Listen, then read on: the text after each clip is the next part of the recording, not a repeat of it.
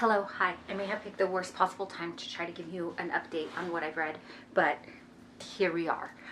We have to run out for errands and we're gonna go by one of our libraries. And I have this thing with library books is that when I'm done reading them, I try to get them back to the library like on the next trip. So in case somebody else wants to borrow it, it's there and available, even if it's not like the due date. So I have some library books that I finished. And so since we're gonna pass the library, I thought I'd show you the books. They're not gonna be in the order of our April reading. They're just gonna be what I pick up off the top shelf here.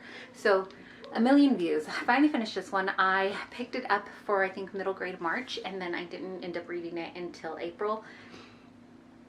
It was okay. I will say I did find myself skimming towards the end a lot of the pages, but it's kind of a cute story. It's about a young man who wants to, his goal is to have 1 million views, and how he kind of pulls together finds these friends in this journey, and it dives a little bit into the other people. He doesn't feel like he has friends. And in this he makes some friends, and it kind of goes through that, but they're like not too deep friendships, so it was okay. It was okay. Anyways, then another book that I picked up in the kids section, so could be considered middle grade possibly. Oh, now my battery is flashing that it's dying on us, so I tell you, bad timing. But Lasagna Means I Love You. This book, I picked it up because I was like, oh, I'm just going to read it because it's a library book and I want to get the library books back. Before I started, I want to reread Hunger Games, and I know it's just going to tear my heart out to reread Hunger Games. But this one I picked up because I thought it'll be a lighthearted read, and we will just, you know, something palate cleanser, if you will, before I dive in deep to Hunger Games and rip my own heart out, because so much that is in those books. But no, this was not that. This book is about Nan was all the family Mo ever needed, but suddenly she's gone, and Mo finds herself in foster care after her uncle decides she's not worth sticking around for. So in the very first like 2 chapters maybe, her Nan, which is her grandma, dies, and then her uncle, he decides that he can't take care of her, and so he's gonna put her into foster care. And it just, oh yeah, it was ripping my mama's heart. But it was a good book. I think I give it 4 stars. I might have. I'll have to check my Storygraph. But in it, she finds a way to kind of, I don't know, to build herself back up. She learns to cook. It's a beautiful story. I liked this one. I don't want to give too much away because, you know, she finds a cookbook. This is all in the blurb. She finds a cookbook, and it kind of starts her off on through recipes and cooking and passing it down, how people share their family and their stories. And so this was a sweet read. Then on a whim, we went to the library and I picked up The Nature of Love by Toni Shalhoub. My library had this. This is part of the 11 the Spotlight novel, and I think this was the only one left that I hadn't read. It's Toni Shalhoub, Christian fiction. It was a good book. Again, I might have rated this one 4 stars, 3.5, maybe 4. This one follows Dr. Erica Kennedy, a renowned orthopedic surgeon, and she finds herself at a crossroad in life. She's 41. She's achieved remarkable things, but then unexpectedly, she meets someone, and then she has a life-changing event that happens to her, and she just has to go through those things where, is she ready for a romance? Is she willing to open herself up to that? And also this life-changing thing that happens, how is she going to deal with it? How is she going to navigate that? And it's just a lot. Plus you factor in that she's 41 and she feels like I should have had it together. She's a successful doctor. Oh, I don't know what my camera's focusing on. Sorry. But good read. I won't say it's lighthearted because it wasn't, because there was some really serious stuff that's happening here. And that's where we're at with library books. I'm going to return these. So like I said, someone else can maybe borrow it. I have 2 books that were on my turn for being on hold. I thought this book was going to take longer. This is The Rose Bargain. It's being kind of, I've seen it. It's like a mix of The Cruel Prince and The Selection, and so I was super excited. But like I said, I thought I was going to be on hold longer for this at the library, and it came up. So I was like, I don't know, maybe 5 pages into the Hunger Games when this hold came up, and then again I will put the other hold that came up today. So I think I'm going to pause it again so I could read my books on hold. And then I'll come back after we run our errands maybe, or maybe another day, and finish telling you what all else I read in April. Okay, so here are a few other April reads that I have gone through. I am going to try to film this quickly because I'm going to try to make a run to the library, return a book, but before I returned it, I wanted to tell you there was one more library book I finished this month, The Rose Bargain. This is by Sasha Payton Smith. This, I think it came out, well, it came out this year, but I think earlier in the year, and so most people, like, I wouldn't say it's new. Anyways, checked it out from the library. I was actually really surprised how quickly it came. This is I have a reading blog where I talk more about this, so I'll try to keep it short here, but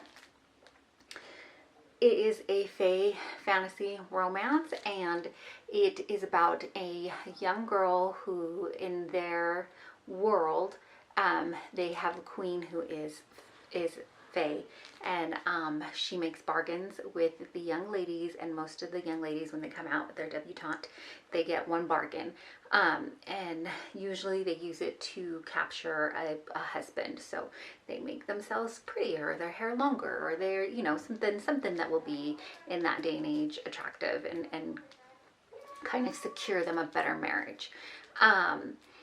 This year, though, there's a twist because the queen's son, who is fae, is looking for a bride. And so there is a group of girls that sign up to kind of compete in that. And then if you know anything about the world of the fae, not all is as it seems to be. And so I liked this book. I think I rated it like 4.5. I haven't fallen in love with that world, the fae world, since The Cruel Prince, I think maybe. But fantastic book. Yeah, so we finished that one too. And then I think I went over all of my screen blacked out on me. I was trying to finish up April reads. I think we went over the other library books because I was trying to return as many as we can. And in fact, if it doesn't come out before this, the next vlog after this should be me trying to go through my library books and get them returned, because we have a buttload, or I felt like I had a buttload of books out. Then I read, I think almost everything was library books. I read The Roughest Draft, which was a library book at the beginning. That one I did have my feelings on in the last reading vlog. It was a little tough for me to get through. I only rated that one 2 stars. I'm sorry. I know a lot of people really enjoyed it, but it just wasn't my cup of tea. I didn't, I don't know. It just didn't vibe with me. I didn't like that one very much. It was okay. There are 2 point of views, and it goes back and forth in the chapters. The chapters are fairly small, so you can kind of get through it. If you like small, shorter chapters, and you like to end on a chapter, I think that's always nice when they're shorter, so you can just like pause when you need to. But it was a little bit tough for me to get through. It is about 2 writers who write this best-selling book, and then something happens and they don't speak to each other anymore, but their contract has them slotted to write another book, and so in order to finish their contract, they have to rewrite a second book.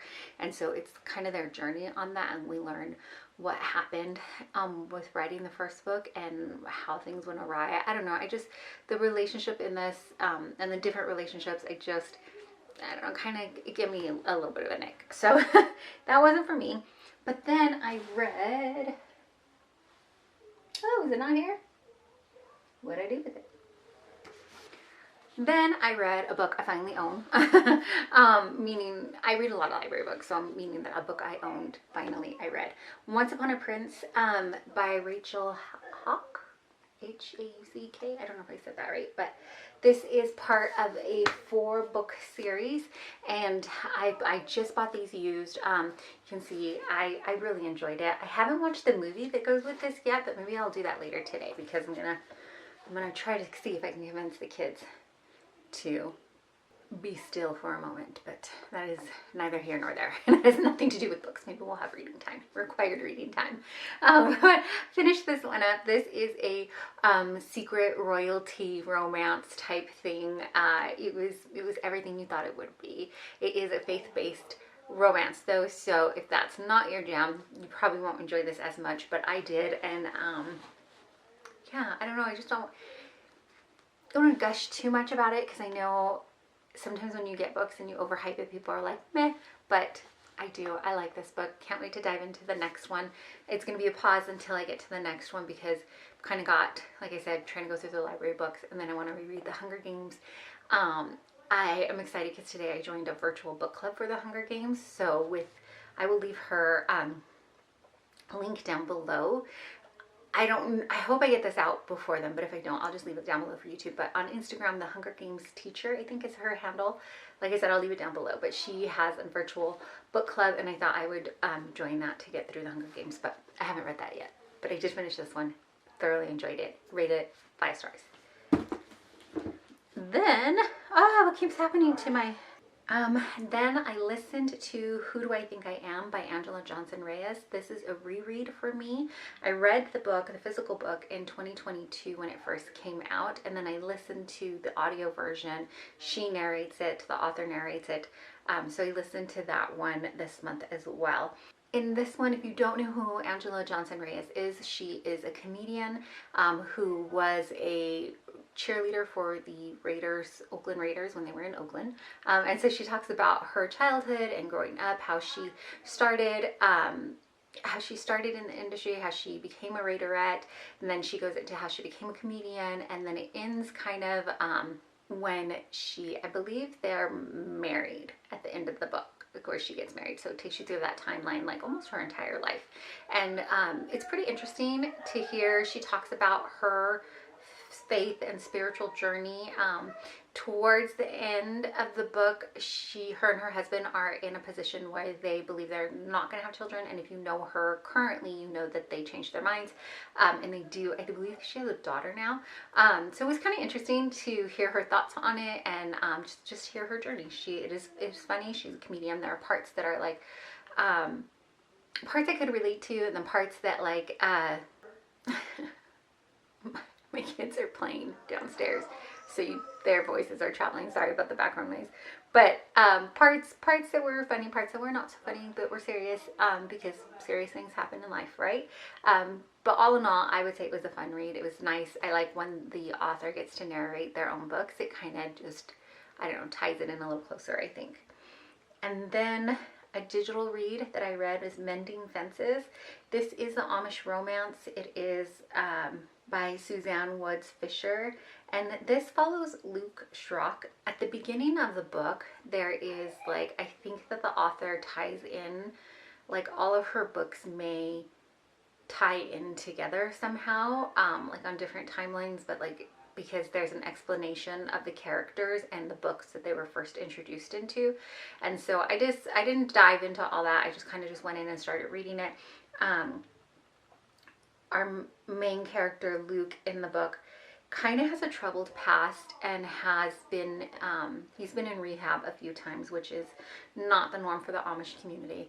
But he comes back to make amends and kind of start over, and he's just kind of battling that, if he is going to be able to do it, if they're going to accept him, and that journey, as well as, of course, meeting somebody else. And it just, yeah, it's kind of it wasn't as lighthearted as maybe some of the other Amish romance books I read can be, but it was still a great book. I do have the second book checked out digitally, but that one I kind of put on pause right now because, like I said, I've been trying to just work through what I have, and all my holds from my library are coming up at the same time, so I'm trying to like get through all of those too.